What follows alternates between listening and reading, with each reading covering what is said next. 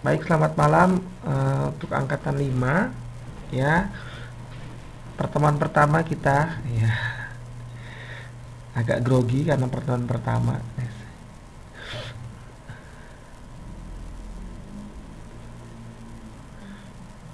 Ya, makasih untuk teman-teman yang masih semangat ya. Iya, Dewi Dewi hilang timbul kayak ingus. Makasih untuk Oni, Saryono, Dewi, dan satu penyusup Siti yang menyempatkan diri ya, masih semangat meskipun udah malam masih mau masuk kelas ya. Gimana di sana? Dingin? Di Chongli dingin di sini. Saryono di mana? Di Taipei. Oni di Taipei.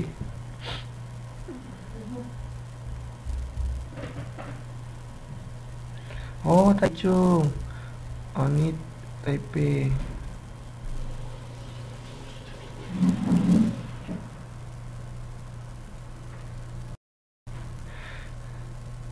Oke.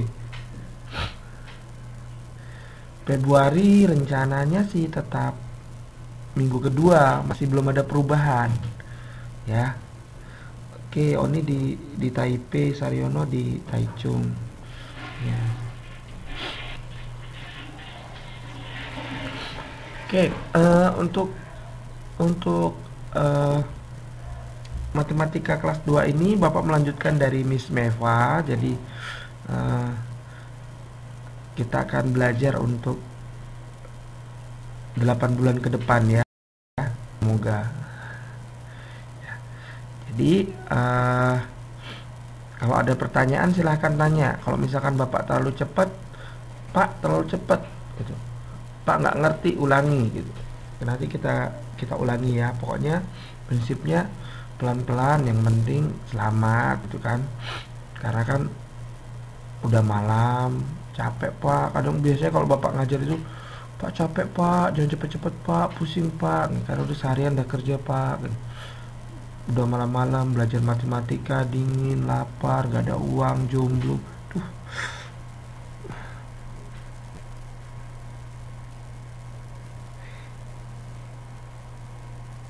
Ya, nanti dikabari. Nah, materi kita yang pertama kita akan belajar tentang statistika ya.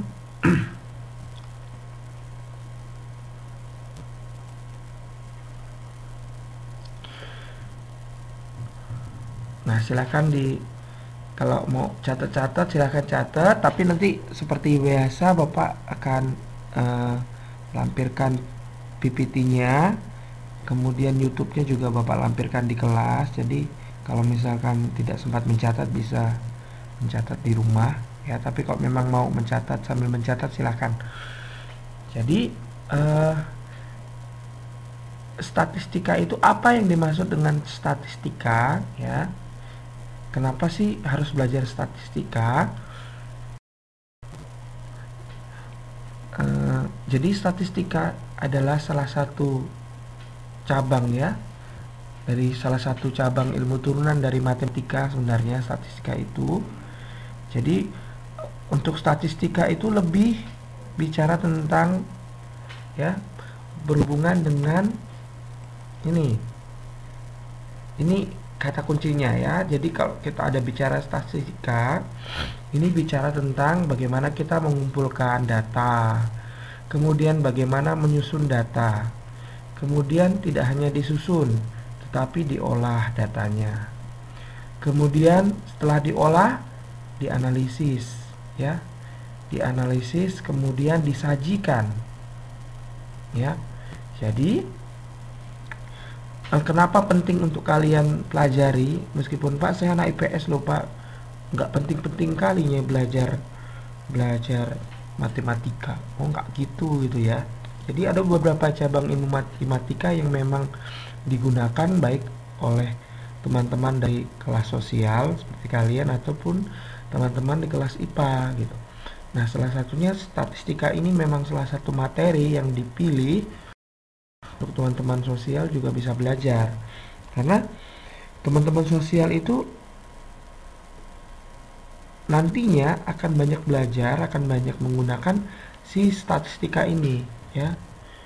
Misalnya ada rezeki kalian nanti lanjut, ya, atau kalian mau buka usaha, ini statistika bisa dipakai, ya, untuk menganalisa bagaimana sih perkembangan usaha saya. Nah, jadi misalkan si Saryono nanti buka warung pecel, jangan pikir warung pecel kemudian tidak perlu statistika.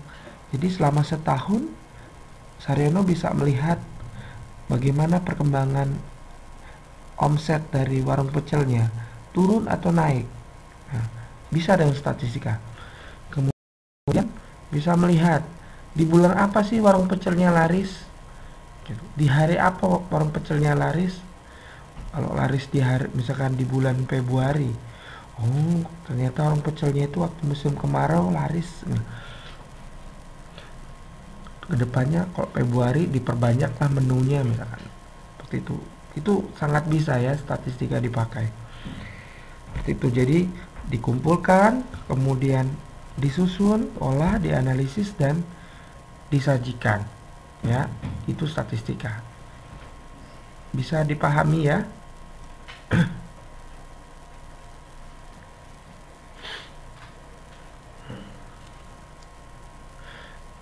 Oke, nah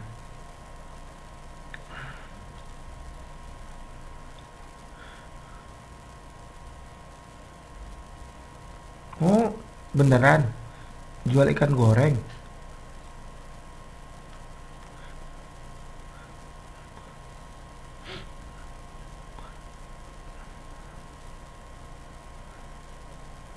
Mau Saryono gratisan tapi ya, satu porsi.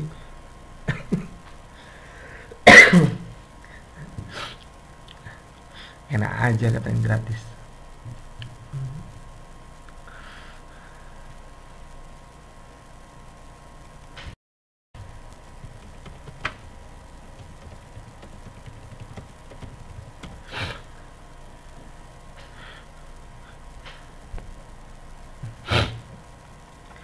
Nah,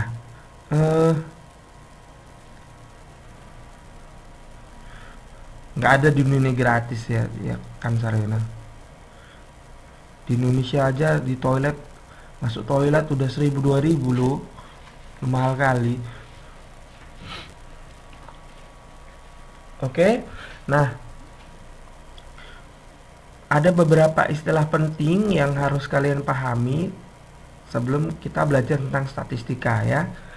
Jadi yang pertama adalah yang dinamakan populasi. Nah, populasi itu adalah pengertiannya segala sesuatu ya yang meliputi seluruh karakteristik ya atau sifat yang dimiliki objek yang diterapkan untuk dipelajari. Jadi segala sesuatu ya, segala sesuatu artinya bagian besar dari objek yang akan kita pelajari itu namanya populasi. Ya, nanti Bapak kasih contoh. Kalau gini bingung, tapi nanti kalau Bapak kasih contoh pasti ngerti. Nah, jadi bagian yang besarnya itu namanya populasi. Nah, di bawah populasi, bagian dari populasi, bagian kecil dari populasi itu ada namanya sampel. Malam Eli, telat berapa bulan?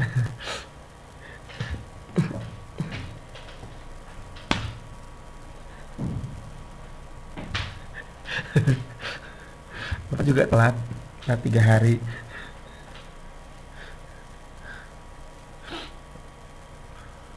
Ya, selamat datang Erli Liana. Kayak namanya artis ya.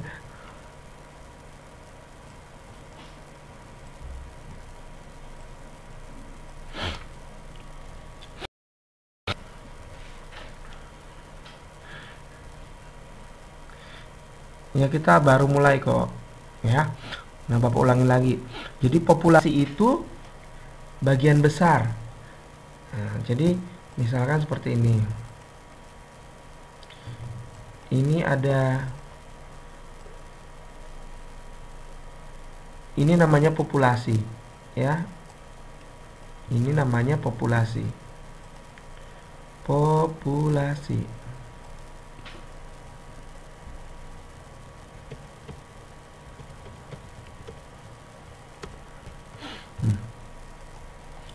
Nah, bagian dari populasi ini ada lingkaran-lingkaran kecil.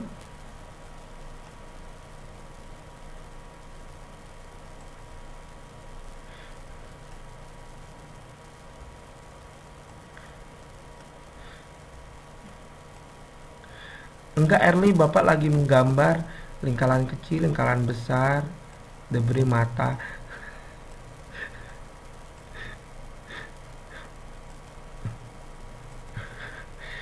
Padahal Bapak malas matematika loh. Dikasihnya sama Miss Julia matematika pula. Ini namanya sampel. Ya.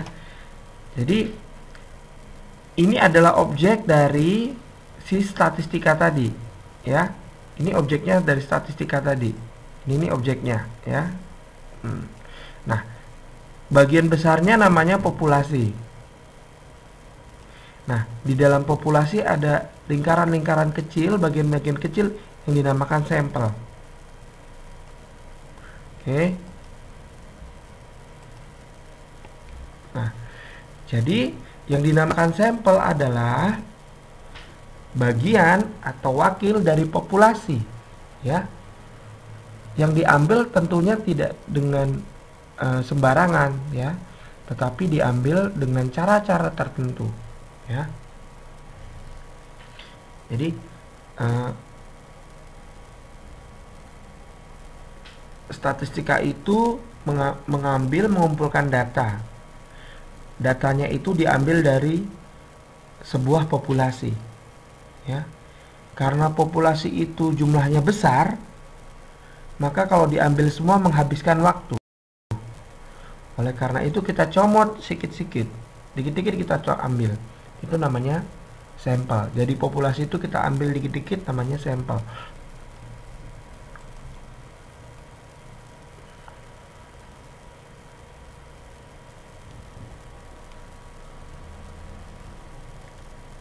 Nah, contohnya seperti ini.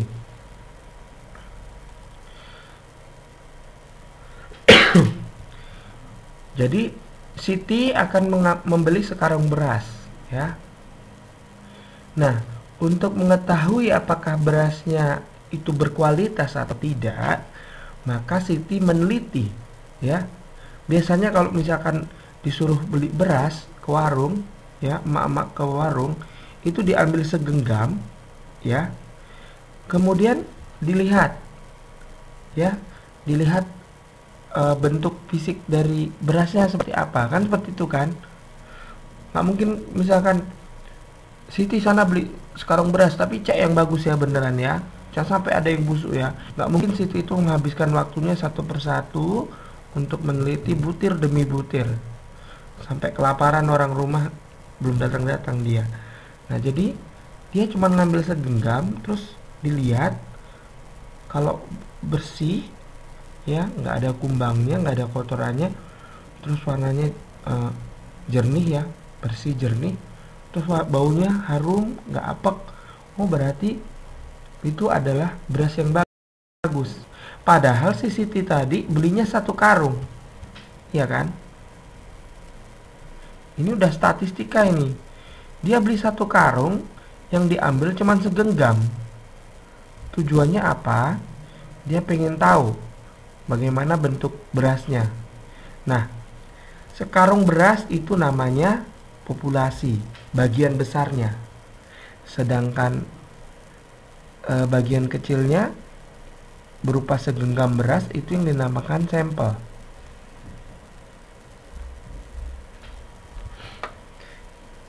Bisa dipahami antara populasi dan sampel?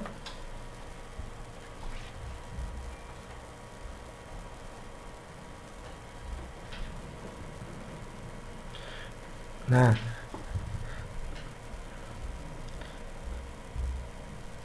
selanjutnya contohnya nih, seorang kepala kelurahan ingin mengetahui berapa pendapatan rata-rata dari warganya. Nih, ya.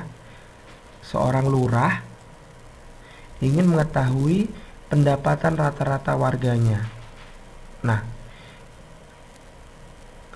yang bagus adalah memang dia mencatat pendapatan rata-rata semua warganya. Bayangkan kalau warganya ada 500 atau lebih, ya. Berapa biaya, berapa waktu yang dihabiskan. Oleh karena itu, ya, dia hanya mengambil 2 RW saja. Ya. Jadi, kalau Bapak tanya populasinya yang mana? Berarti populasinya adalah seluruh penduduk kelurahan, ya. Kemudian sampelnya 2 RW. Oke, sekarang Bapak mau tanya, misalkan kasusnya seperti ini.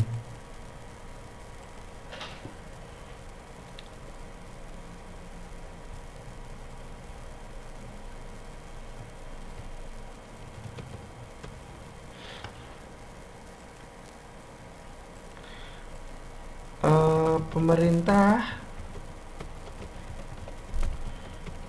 ingin mengetahui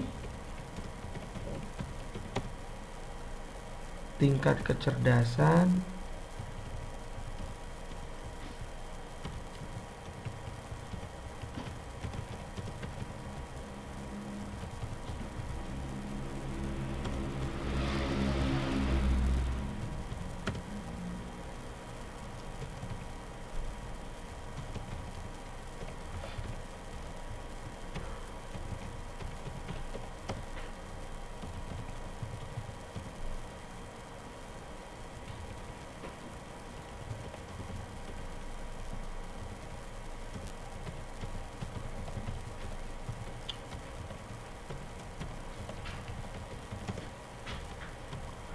yang dinamakan populasi, yang dinamakan sampel.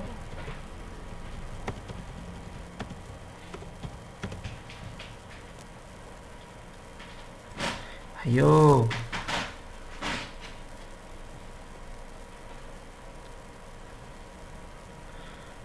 Malam Umi.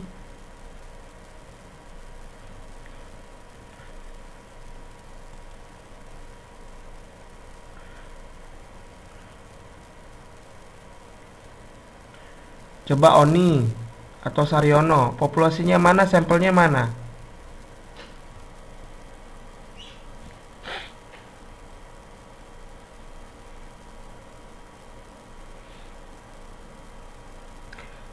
Kecamatan Purbalingga kata Saryono.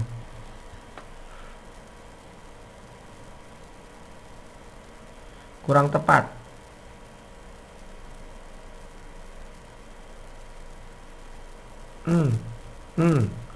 Early populasi ingin mengetahui tingkat kecerdasan.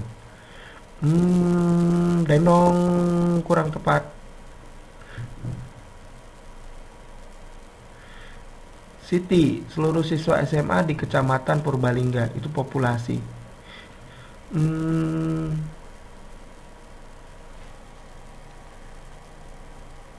Nah, iya.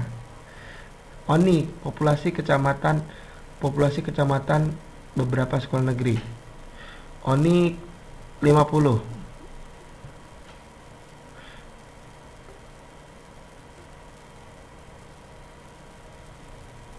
Ya.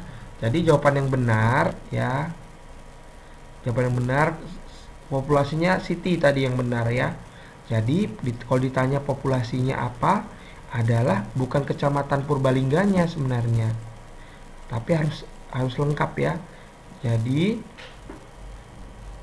siswa SMA di Kecamatan Purbalingga. Ini kalau cuma Kecamatan Purbalingganya aja, apa yang mau dilihat, gitu kan? Ya. Jadi sampelnya apa? Sampelnya beberapa sekolah negeri di Kecamatan Purbalingga.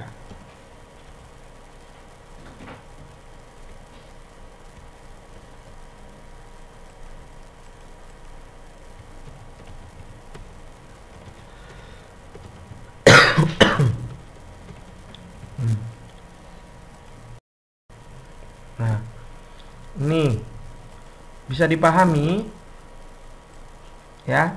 Jadi jawabannya harus lengkap, karena kalau nggak lengkap nanti jadi salah apanya pengertiannya.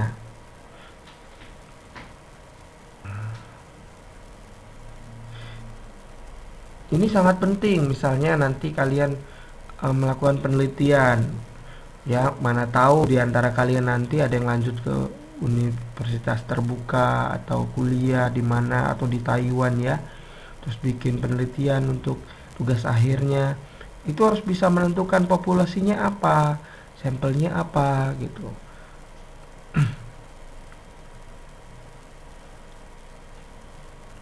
Ya.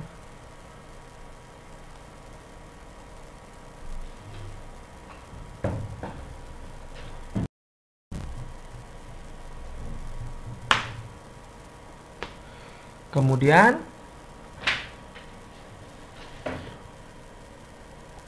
ya betul, intinya gitu. Populasi itu keseluruhan, sampel itu cuman main comot aja ya. Nah, itu. Nah, tapi kadang-kadang masalahnya itu ada beberapa orang yang mengambil sampelnya sembarangan.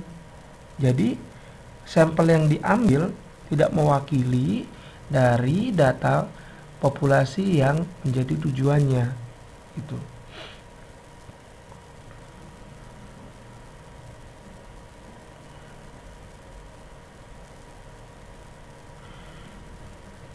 Kemudian selain populasi dan sampel, di dalam statistika kita akan sering mendengar nama istilah datum ya. Ya, jadi datum pertama, datum kedua, datum ketiga dan seterusnya. Datum itu artinya informasi tentang suatu masalah atau keadaan ya.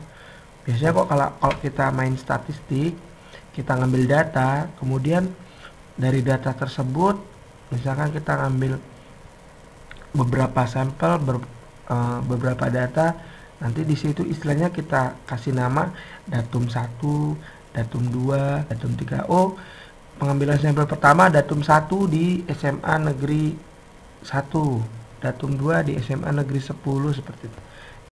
Jadi datum itu mewakili informasi tentang suatu masalah atau keadaan ya. Kemudian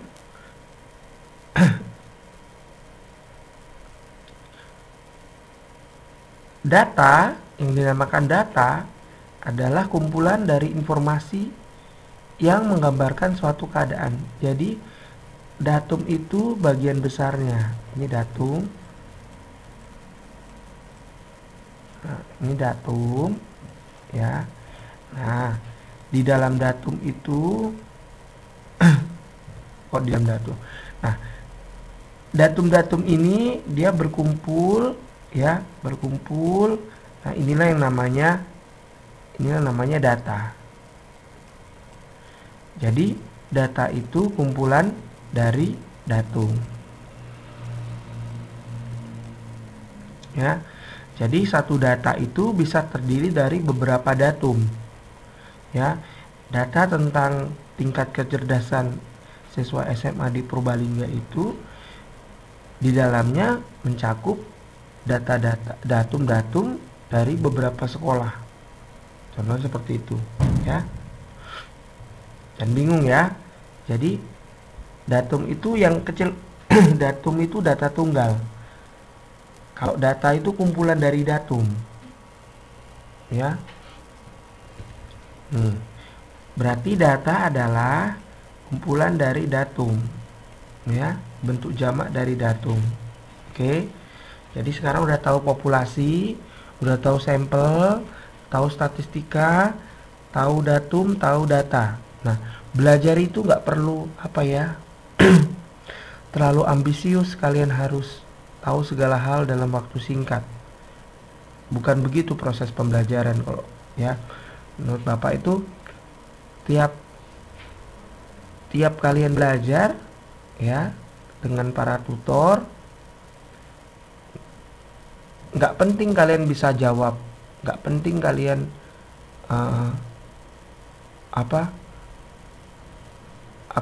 harus menguasai semua, enggak. Tapi yang terpenting adalah ada sesuatu yang kalian bawa pulang ya.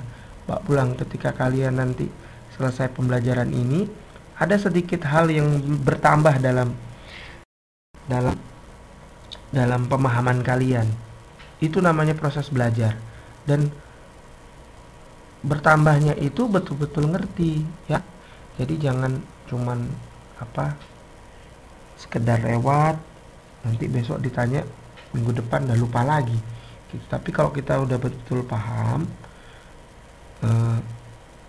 nanti ditanya siapa aja pun ya, ditanya kapanpun masih ingat itu, karena kalian memang paham, bukan karena hafal ya. Jadi harus, tadi Bapak itu kan tekankan pengertian statistika ya, cabang ilmu matematika yang mengambil data, mengolah data, menganalisa data, menyajikan data. Kemudian di dalamnya diambil dari populasi. Populasi itu bagian terbesar dari yang diteliti. Bagian kecilnya namanya sampel. Kemudian dari populasi dan sampel itu kita mendapatkan datum. Datum dikumpulkan jadi data. Gitu. Bisa dipahami ya? Terlalu cepat? Apa terlalu merdu suara Bapak?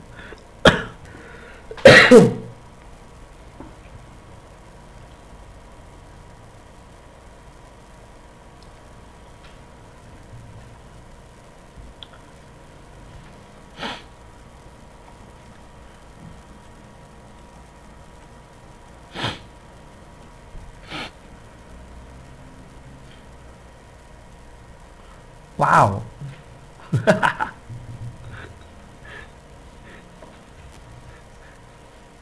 Rindu nabok ya.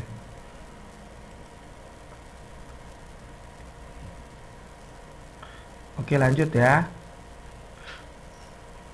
Jangan pada tidur kalian ya.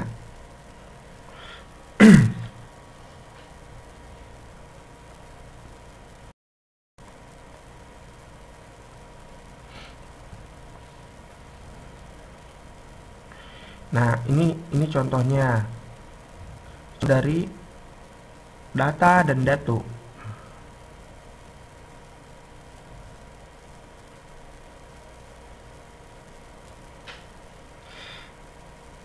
Dewi Hasana, are you okay?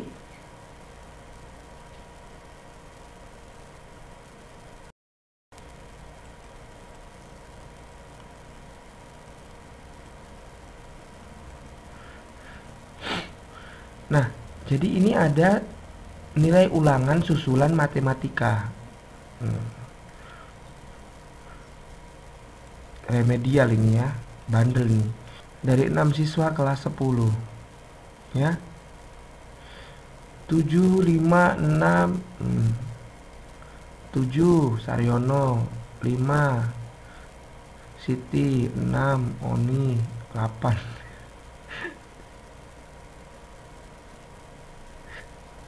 Kayaknya jaringannya Dewi.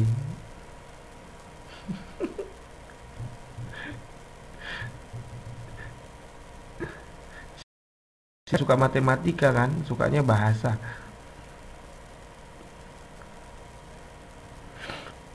9 siapa nih? 6. Nah, 7, 5, 6, 8, 9, 6. Ini namanya datum. Datum. Ini tulisannya kurang geser ini ya. Ini datum. Kalau disatukan namanya data. Ya, ini namanya data.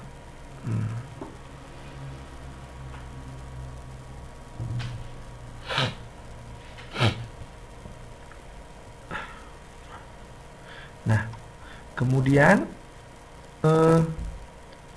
untuk data, ya, data itu terbagi menjadi dua, ya. Jadi ada namanya data kuantitatif dan kualitatif, ya.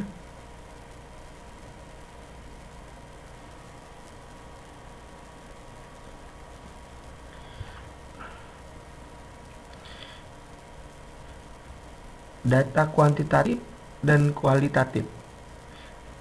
Jadi, data kuantitatif itu diperoleh dari hasil mengukur atau menghitung, dan hasilnya selalu berupa bilangan. Itu namanya kuantitatif, ya.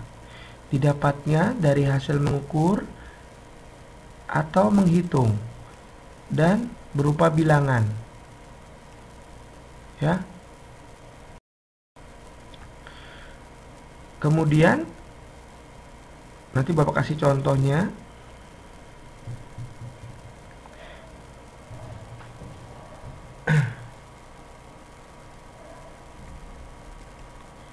Nah, jadi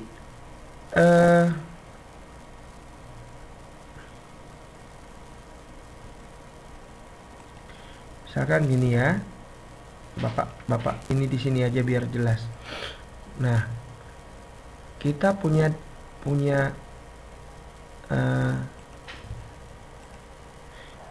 datum, ya, datum.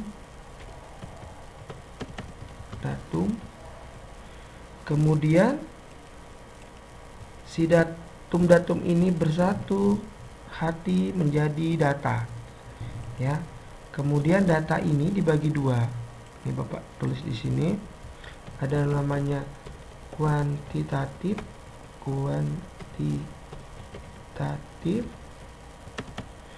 Ada namanya kualitatif. Nah,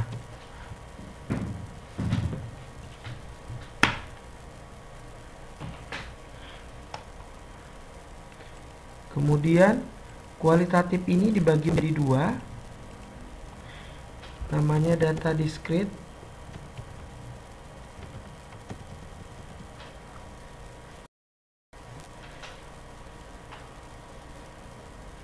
Kemudian satu lagi data kontinu,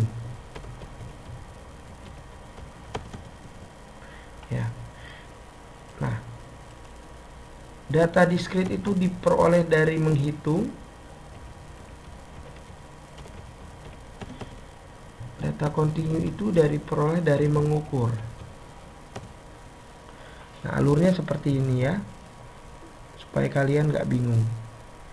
Ini datum, dia bersatu jadi data. Data terbagi dua, kuantitatif, kualitatif. Dan kuantitatif terbagi dua, ada diskrit, ada kontinu. Kalau diskrit didapatkan dari menghitung, data kontinu dari mengukur. Kuantitatif ini selalu dihasilkan bilangan, itu namanya kuantitatif. Kalau kualitatif itu kata-kata, mutu, ya. Misalkan gini,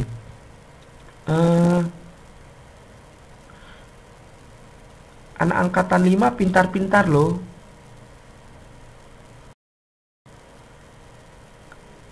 Itu yang pertama. Yang kedua, Bapak bilang gini, angkatan 5 itu pintar-pintar karena rata-ratanya di atas 80 ujiannya. Mana yang disebut kualitatif?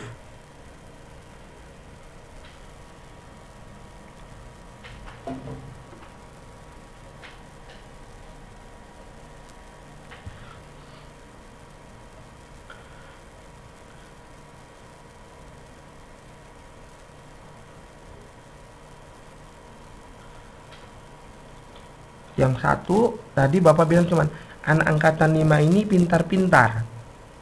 Yang kedua, anak angkatan 5 ini pintar-pintar karena nilai rata-ratanya di atas 80. Mana yang namanya kualitatif? Yang pertama atau yang kedua?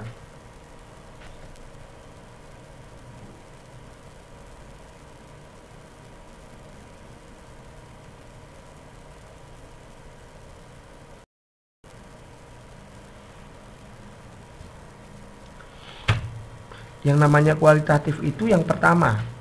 Karena di situ tidak ada menyebutkan bilangan sama sekali. Ya. Jadi cuman secara mutu, secara kualitas. Ya.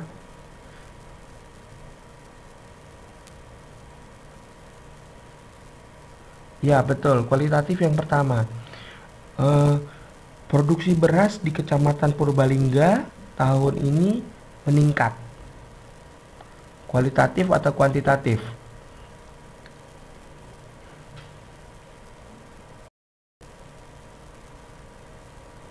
Betul, kualitatif.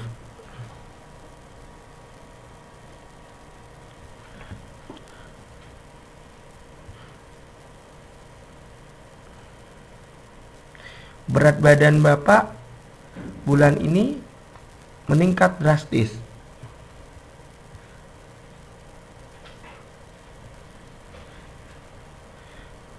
Kualitatif atau kuantitatif?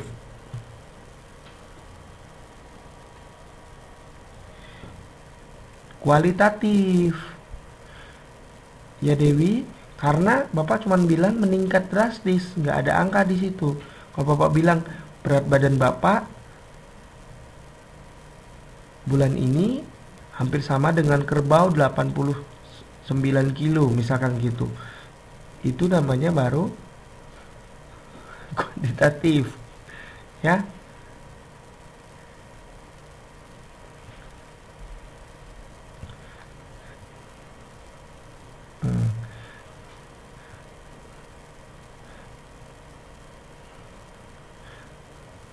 Kalau kalian dipuji sama seseorang, sama pacar kalian misalkan, kuantitatif atau kualitatif biasanya?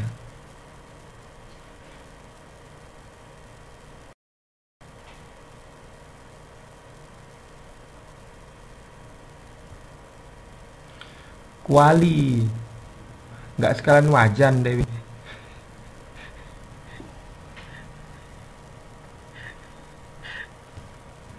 Jawab ke separuh-paruh. Ya, kalau dipuji masa kuali kamu, Dewi mukamu kayak kuali gitu. Karena kalau kita ngomongin seseorang pasti kualitatif ya. Itu kenapa kebaikan seseorang itu kualitatif, nggak bisa disebut dengan bilangan. Tapi ada yang bilang gini, wajahmu Dek, kalau kulihat-lihat kan Dek, kalau kasih skor 1 sampai 10 kan Dek, 11 lah wajahmu tuh nilainya. Kalau digituin langsung tampar aja ya, berarti dia gombal. Dia bilang range-nya 1 sampai 10.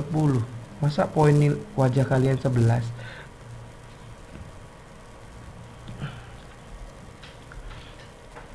Ya, jadi kebanyakan kalau kita ngomongin kualitatif itu hanya kata-kata aja, bukan menyebut bilangan ya. Jadi itu, udah ngerti ya bedanya kuantitatif kualitatif. Nah sekarang Bapak mau jelasin kuantitatif, ada data diskrit dan data kontinu.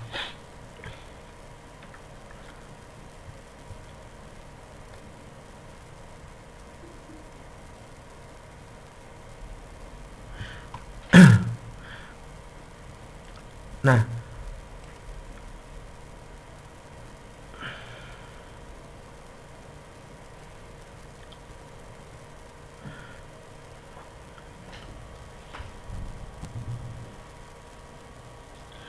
jadi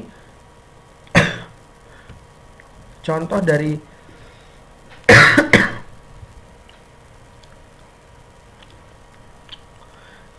data diskrit itu ya,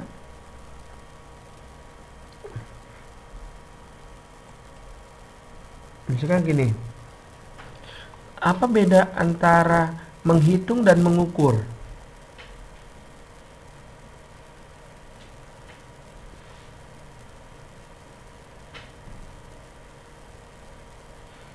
Ayo, apa bedanya antara menghitung dan mengukur?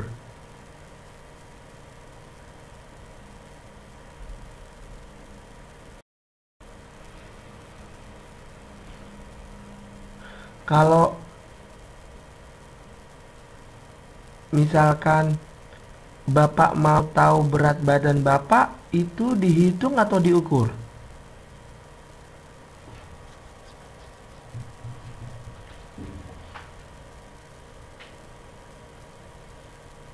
Kalau menghitung itu menjumlah.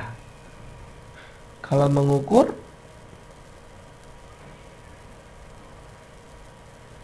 berat badan itu dihitung apa diukur? Umi bilang dihitung. Ayo, hitung.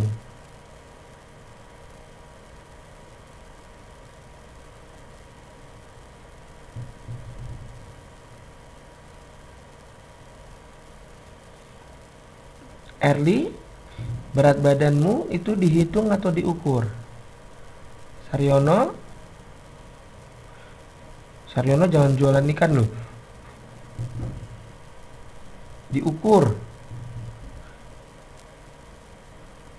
dihitung. Kenapa Saryono, kamu jawabannya beda sendiri diukur?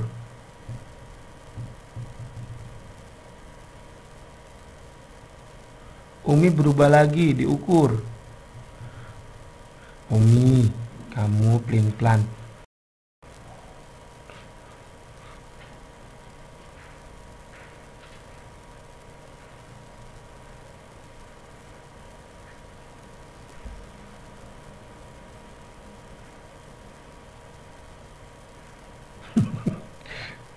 Apaan sih Saryono? Soalnya kalau sering ditanya ukur berat badan. Capek deh.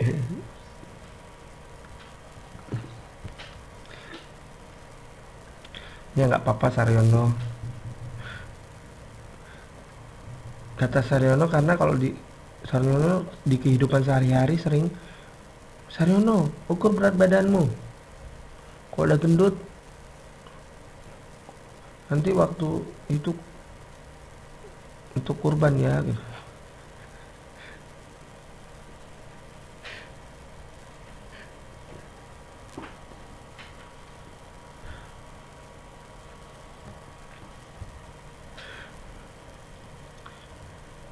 Ya, kalau berat badan itu diukur. Iya Erli, nggak apa-apa. Berat badanmu diukur apa hitung Erli?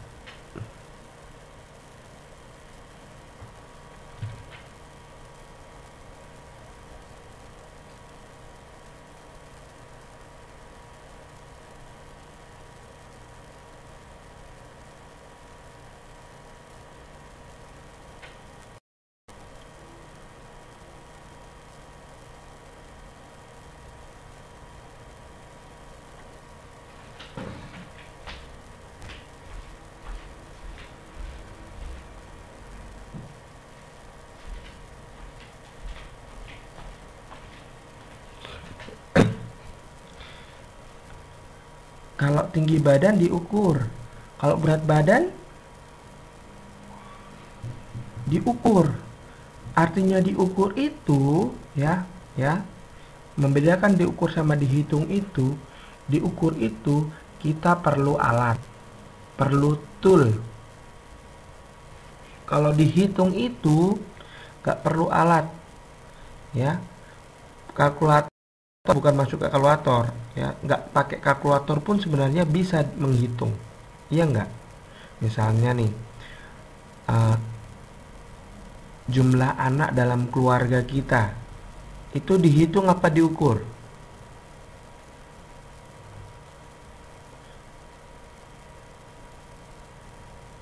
Dihitung, ya. Kalau misalkan tekanan darah,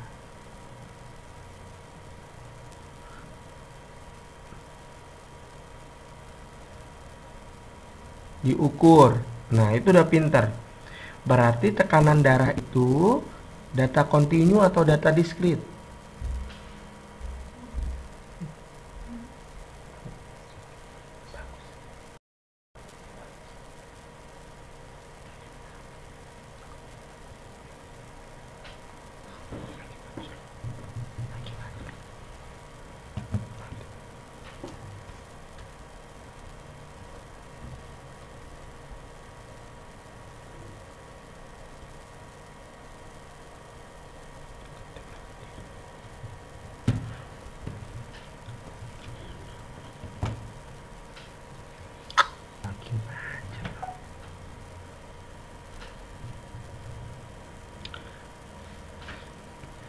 Ya, jadi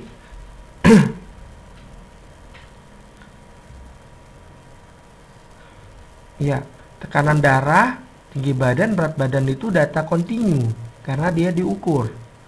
Tetapi misalnya seperti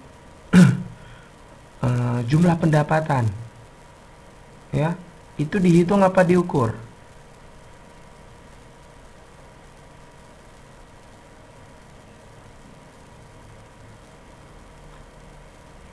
Tes. Enggak. Early ini jaringannya Early nih yang jelek nih. Suaranya Bapak nggak hilang kan?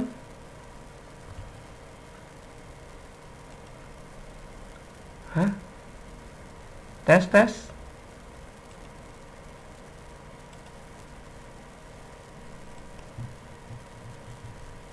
Tes. Tar.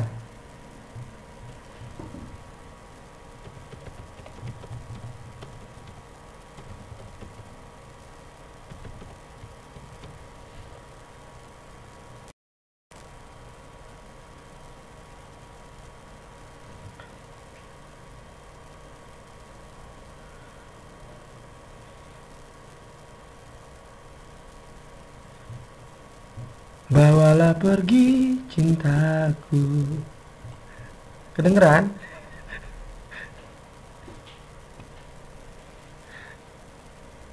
Ah, oh nggak ada masalah.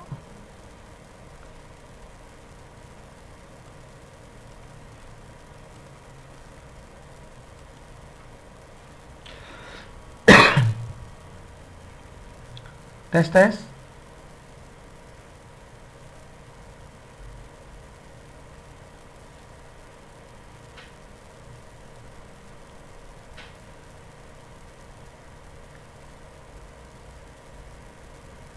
Tes. Ini udah kuat deh. Ada kok. Ya. Bikin. Oke ya.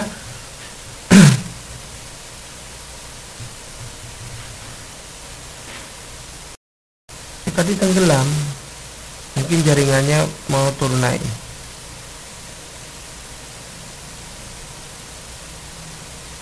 Pada Bapak langganan Faris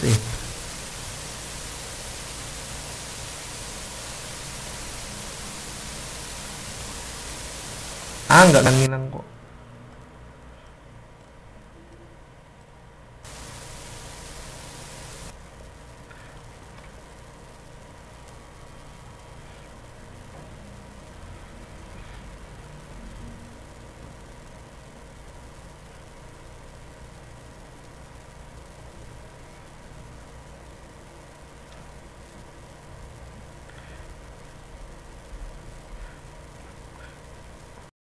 Bapak toilnya itu ya di dunia.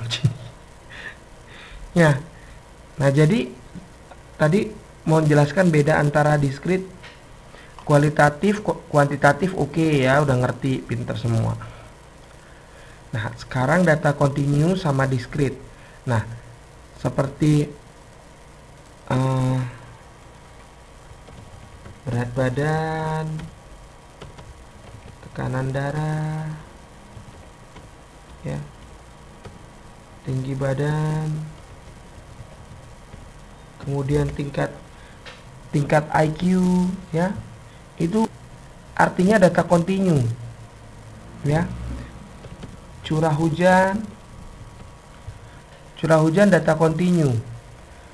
Nah, beda lagi sama data diskrit. Data diskrit itu misalkan jumlah penduduk, ya, pendapatan, kemudian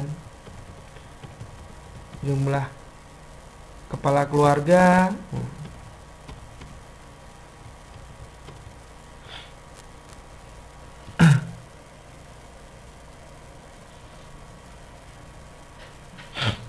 Seperti itu, ya. IQ nggak penting.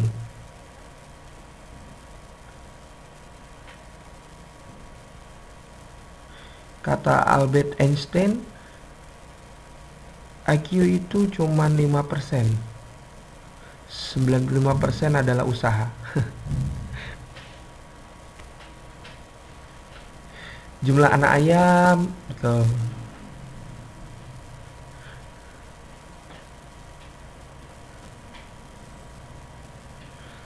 Ya, bapak juga nggak tahu IQ bapak berapa dan nggak mau tahu, ya. Yang penting pokoknya kalau orang lain bisa, saya harus bisa. Sama-sama makan nasi, sama-sama punya otak, selama mau belajar pasti bisa.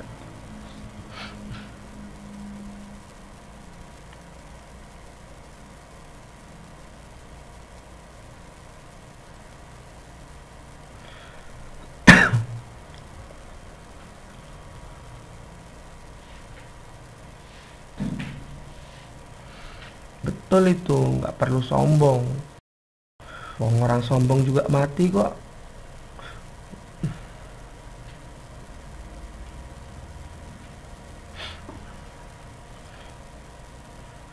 Nanti mati pun nggak bawa apa-apa kan. Oke ya. Jadi ini contohnya tadi. Ini data diskrit, ya. Ini data diskrit. Ini data kontinu, tinggi badan, ya. Kemudian data kualitatif.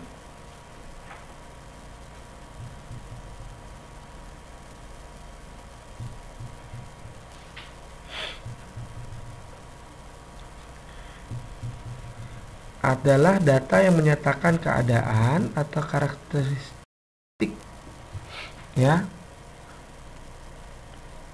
yang tidak dapat dinyatakan dalam bentuk bilangan. Ini kan tidak ada bilangan, ya. Kualitas panen. Karena kalau kualitas panen itu hasilnya baik, buruk atau bagaimana gitu kan. Naik turun produksinya.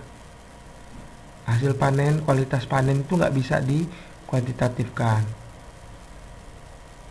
Kemudian artis favorit, olahraga favorit, ya.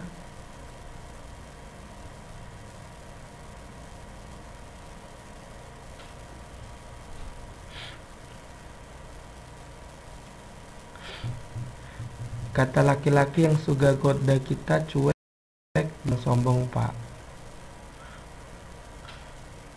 Kalau kamu godain cowok,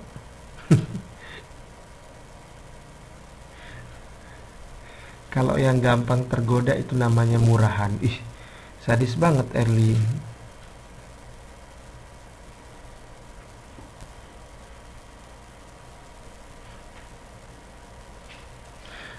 Sorry ya, Bapak tidak mudah tergoda.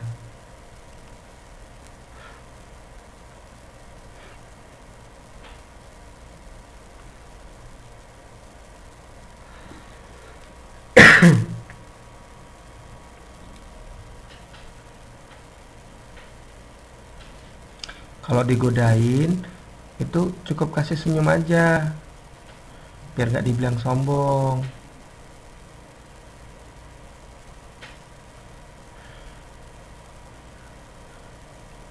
Dia mau kemana? Cuit, ke hatimu, gitu.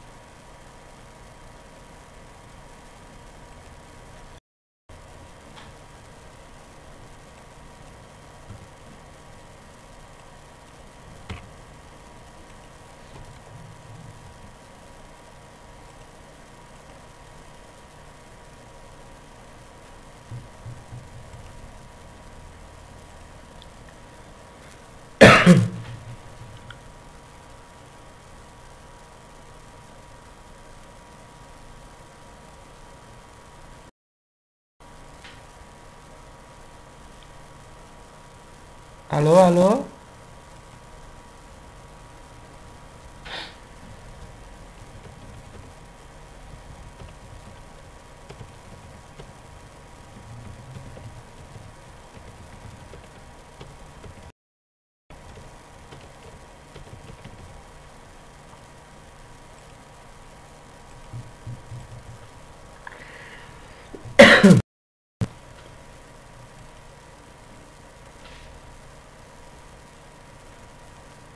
Tes, tes, tes.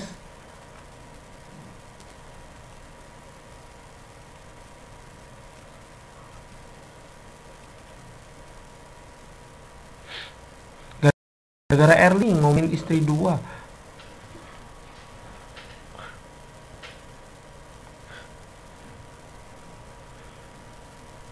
Istri satu nggak habis-habis.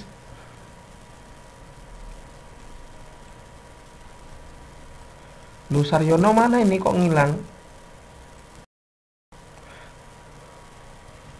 Tes, tes, tes. Tes, tes, tes. Tes.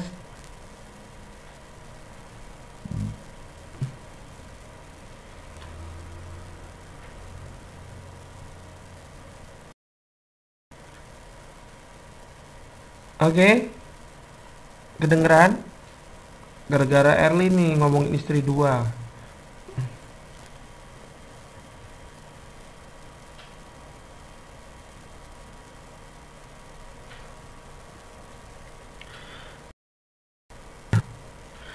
Nah, lanjut ya. Selanjutnya adalah syarat-syarat suami yang baik loh. Syarat-syarat data yang baik.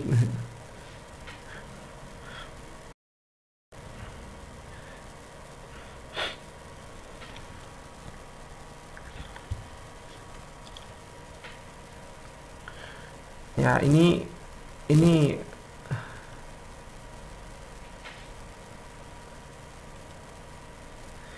ya sorry tadi internetnya tiba-tiba error. Jadi harus di restart lagi laptopnya.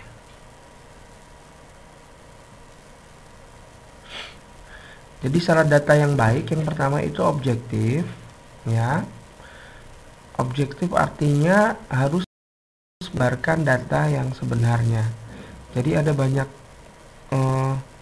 penelitian-penelitian yang ternyata datanya tidak objektif, artinya dimanipulasi, dibuat-buat supaya memenuhi keinginan si peneliti, ya. Itu namanya manipulasi data, tidak bisa dipenjara bahkan. Kemudian terpercaya. Kalau ngambil data harus dari sumber yang tepat dan dapat dipercaya, ya.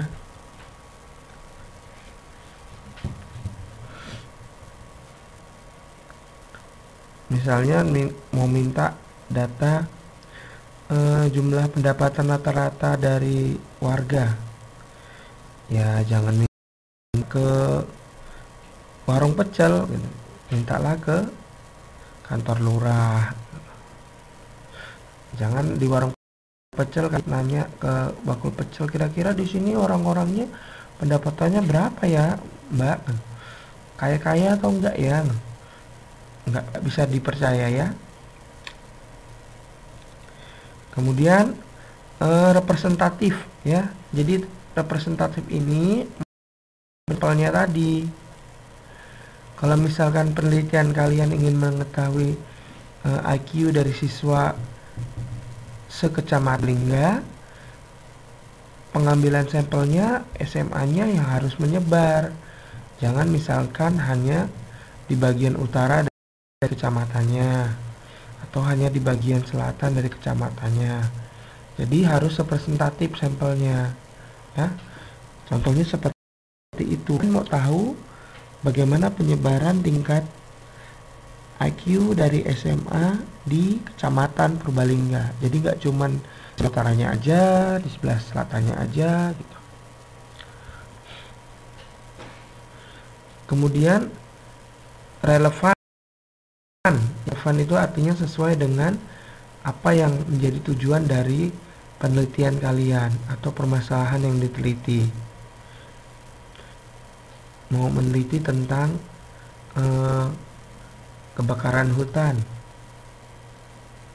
yang diambil datanya data hasil panen misalkan, kan nggak relevan penelitiannya tentang kebakaran hutan kok yang diambil datanya tentang hasil panen di lokasi ya. Kemudian up to date, data yang diperoleh itu harus terbaru ya, jangan data lama yang tahun 1945 masih dipakai ya, itu nggak bisa menjawab persoalan. Betul, salah alamat. Nah, ini sangat penting ya, kita harus tahu syarat-syarat data yang baik.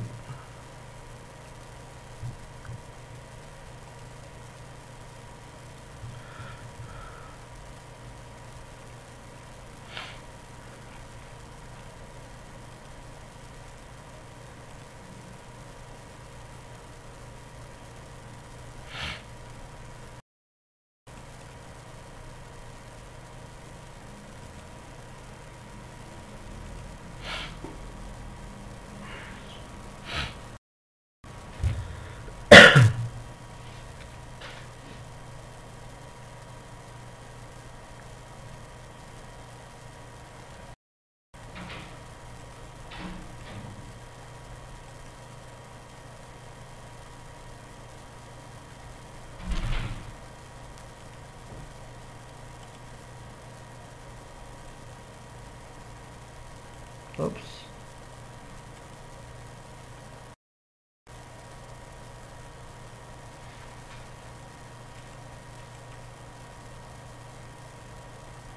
Nah, sekarang kita akan belajar cara menyajikan data dalam dari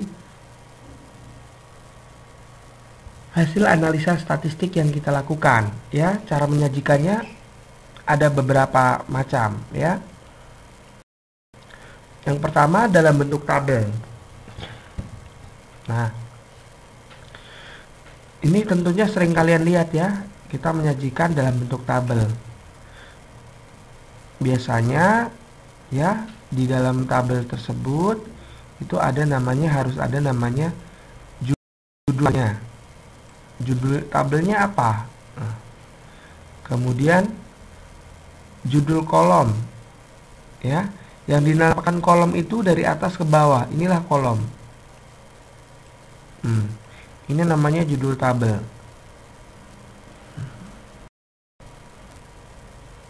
ya, tabel 16. Kemudian judul kolomnya ya, ada sekolah, ada IPS, laki-laki, perempuan, bahasa, laki, perempuan, jumlah ya. Kemudian ada judul baris. Judul baris itu yang ke samping ya, ada SMA 1, SMA 2, SMA 3, SMA 4. Kemudian ada jumlah ya, ini namanya judul baris.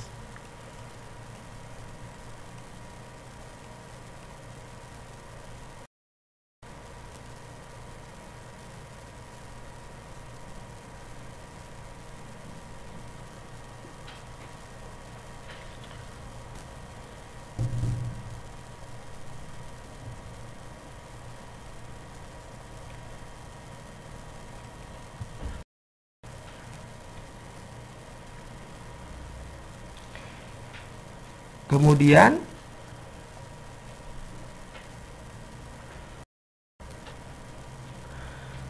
ada namanya badan tabel. Badan tabel itu ini nih, di badan tabel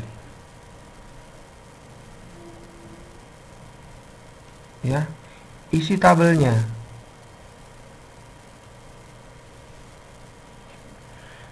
Kemudian ada lagi namanya sumber ya. Biasanya kalau misalkan ini di sini sumber, ditulis datanya mana sumber itu, misalkan Sumber Badan Pusat Statistik, tahun 2017. Atau kalau seperti ini biasanya sumber dari Dinas Pendidikan 2017. Ya.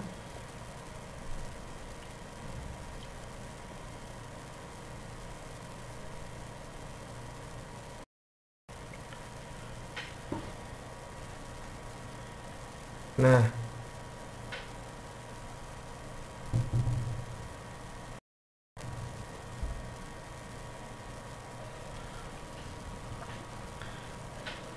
dari tabel tersebut ya, coba berapa jumlah lulusan dari SMA 1? Ada yang bisa jawab? Kita belajar membaca dari tabel. Berapa jumlah lulusan dari SMA 1?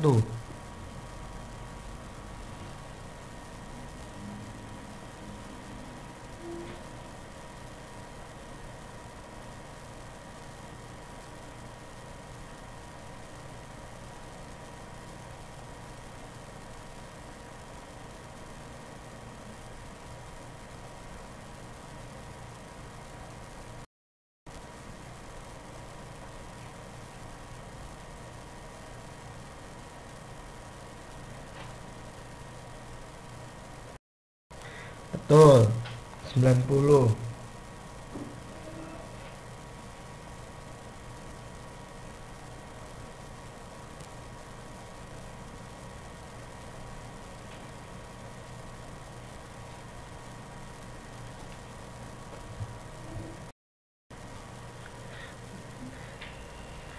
Kemudian berapa persen jumlah lulusan dari SMA 3?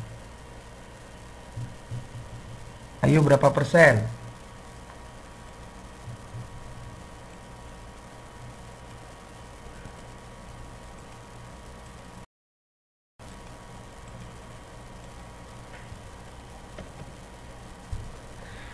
Hei, gimana? Tes?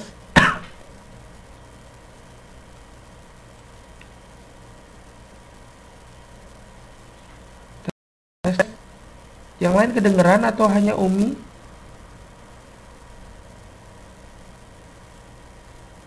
Ada kok Umi. Coba Umi live dulu terus masuk lagi.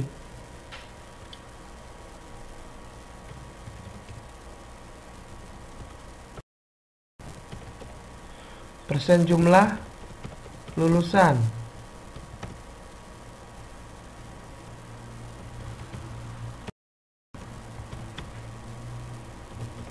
Ayo, gimana ngitung persentase?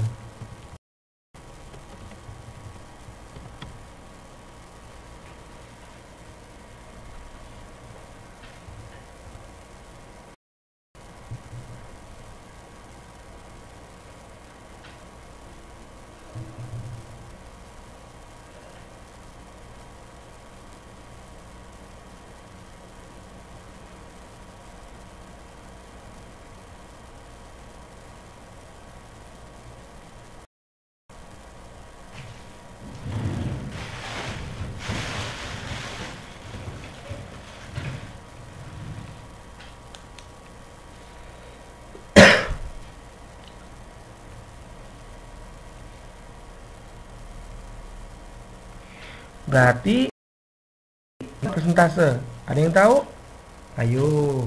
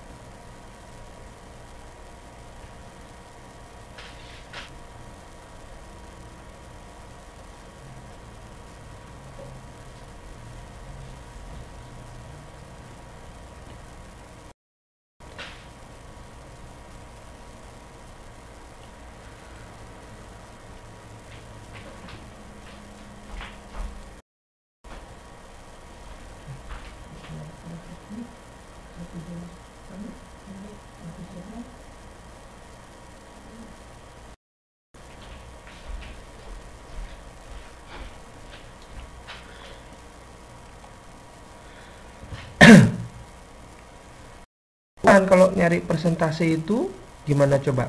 88, ya kan? 88 per jumlah keseluruhan 381 baru dikali 100%. Baru dikali 100%. Ini ditutup kali 100.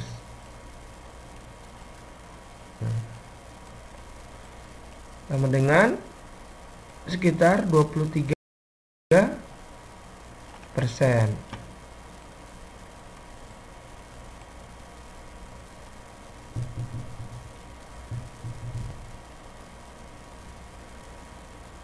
Ngerti? Oke, Siti. Wah, ini Bapak bilang Miss Maifa ini ngitung persentase nggak bisa.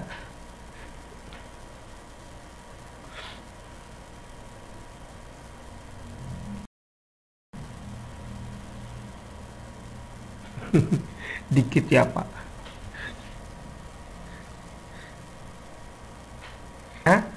Nah, sekarang berapa jumlah lulusan siswa laki-laki dari jurusan IPS? Ayo, jumlah lulusan laki-laki jurusan IPS. 51, iya gampang ini ya. Tinggal ini kita belajar membaca data. Ada loh orang yang bisa baca data.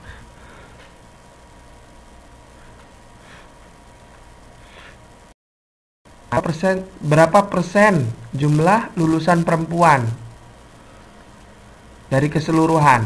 Ayo.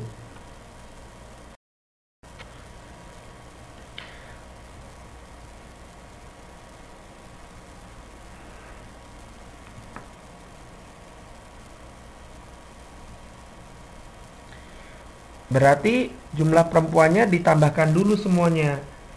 Ada 74, ya kan? Ditambah 72, ditambah 67,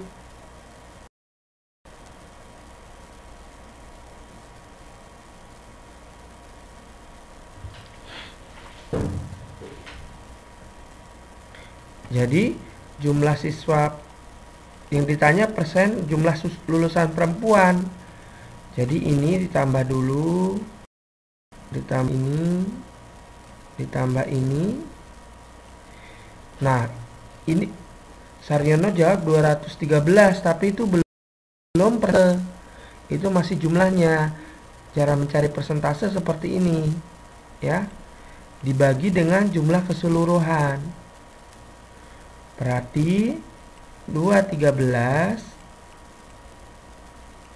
dibagi 381, ya,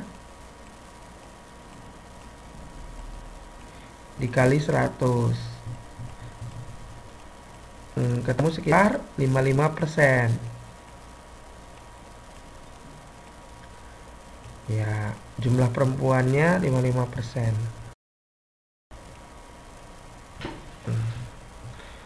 Ngerti? Oke.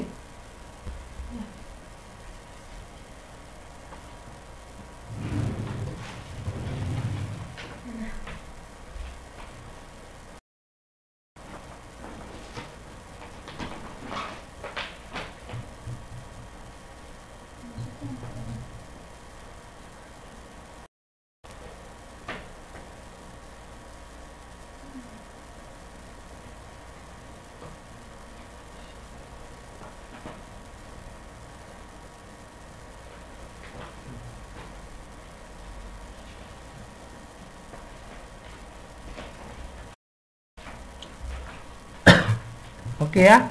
Nah, jadi karena sudah mau mendekati jam 11,